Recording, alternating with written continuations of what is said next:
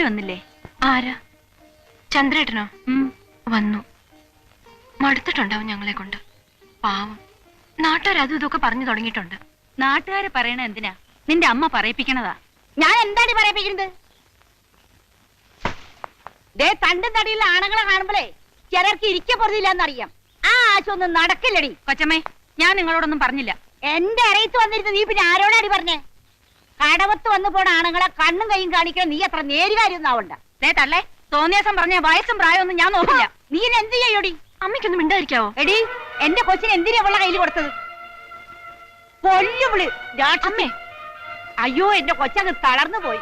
ചേച്ചി, എന്ത് പറ്റിയുടെ മോനെ? പോട്ടയുടെ മോനെ. അയ്യോ കണ്ണാ,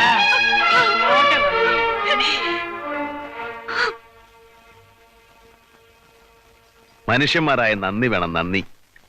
ചത്താലും ജനിച്ചാലും അവളല്ലാതെ വേറെ ആരെങ്കിലും ഉണ്ടോ തിരിഞ്ഞു നോക്കാൻ? ഓ, അവളില്ലെങ്കിൽ ഞങ്ങളോട് ഇന്ന് കൂരി പൊളിച്ചു പോയേനെ. അവളാരെ മോളെന്നറിയാമോ? അറിയാം. മറ്റു പലരെക്കാളും ഭേദമാണ് അവള്.